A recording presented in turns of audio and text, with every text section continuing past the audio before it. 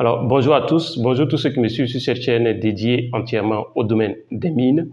Aujourd'hui, je vais répondre à une préoccupation d'un abonné qui m'a envoyé un message via WhatsApp et qui a souhaité que je lui donne quelques conseils sur comment choisir en fait une spécialisation, notamment, et je crois que c'est un abonné du Burkina. Et il m'a dit qu'il est, je crois, en troisième année en génie minier. Donc, il fait une formation en génie minier et il est, je crois, en troisième année.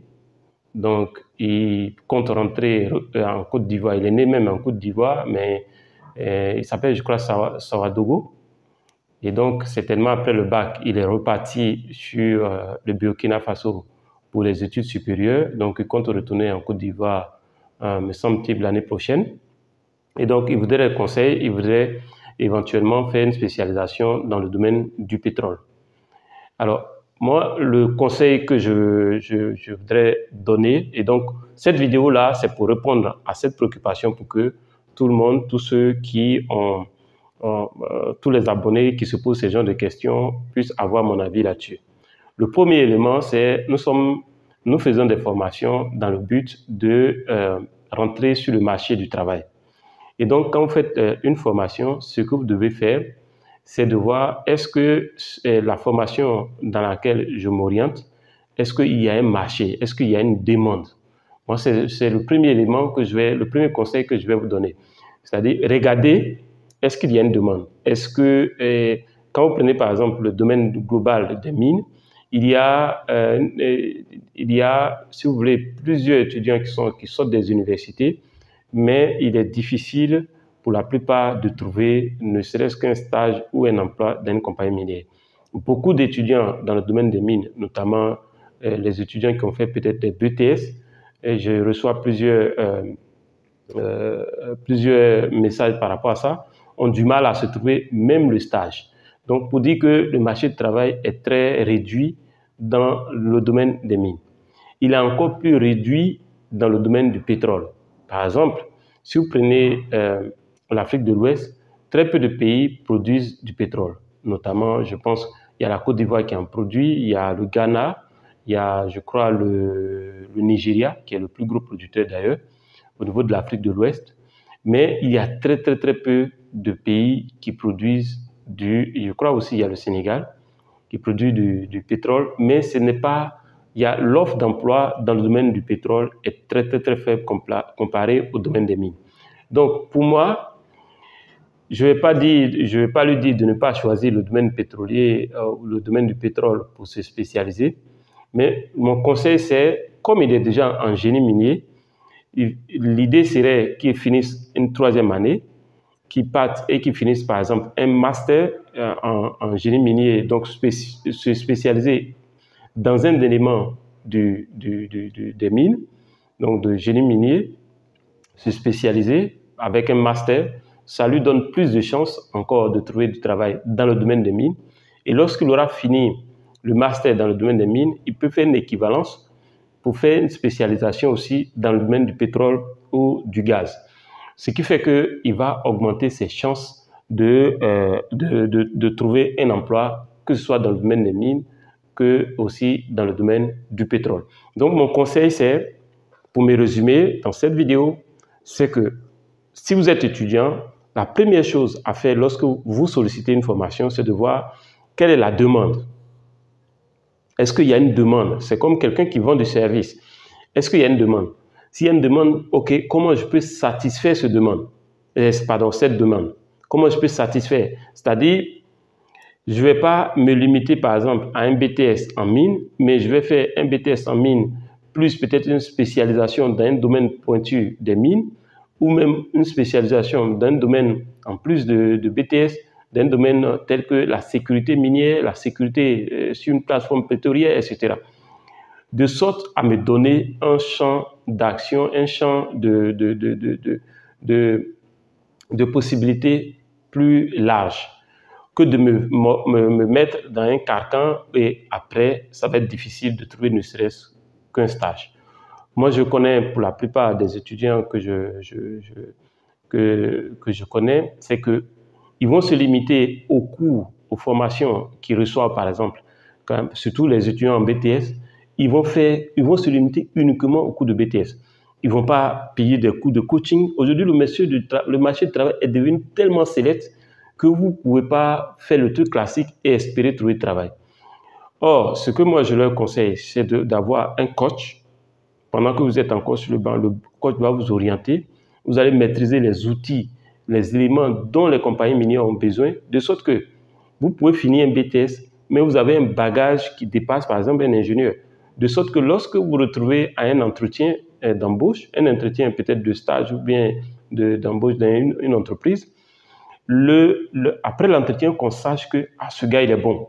Parce que vous avez connu très vite les besoins des compagnies, vous êtes focalisé dessus et autres. Je parle beaucoup des logiciels, Mais les étudiants, par exemple, mes formations en logiciel, je suis passé de 205 500 pour ceux qui ne sont pas étudiants, qui sont déjà salariés, à 87 500 pour les étudiants, pour aider les étudiants. Mais très peu d'étudiants vont faire l'effort, ne serait-ce que de suivre une formation dans 2 logiciels. Très peu d'étudiants vont intégrer le Club MINPRO, qui va leur permettre de savoir quels sont les besoins, de participer à nos différents ateliers et autres, d'être en avance sur leurs camarades.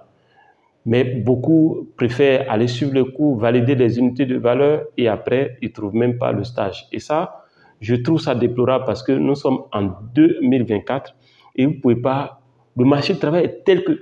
Quand moi, je me rappelle, mon père me disait qu'avant, en plein, tu es en amphi, tu es en train de faire cours et à la pause comme ça, des entreprises viennent vous démarcher, vous demander de venir travailler. Mais aujourd'hui, regardez, c'est l'inverse. Même vous allez parcourir plein de compagnies, si vous ne connaissez personne, si vous n'avez pas vraiment la chance, ça va être difficile même de trouver de stage. Donc, les tendances ne sont plus les mêmes. Aujourd'hui, la concurrence est telle que vous ne pouvez pas ne pas avoir votre coach pour vous aider à vous démarquer des autres. Mon conseil pour vous, c'est de chercher à vous démarquer des autres, d'avoir un coach qui peut vous donner ses conseils et autres, d'intégrer par exemple un club pour savoir comment réfléchir sur le domaine, comment s'orienter, quels sont les besoins, où s'orienter, etc., etc. Alors, si cette vidéo vous a plu, faites-moi un gros like. Sachez que j'ai le club business pour ceux qui veulent investir dans le domaine des mines, j'ai le club business mine. Il y a aussi le club MINPRO pour les étudiants, pour vous faire coacher, pour vous suivre. D'ailleurs, le club MINPRO, aujourd'hui, l'innovation, c'est que vous pouvez payer par semaine. C'est 5 000 francs par semaine. Et ça vous fait...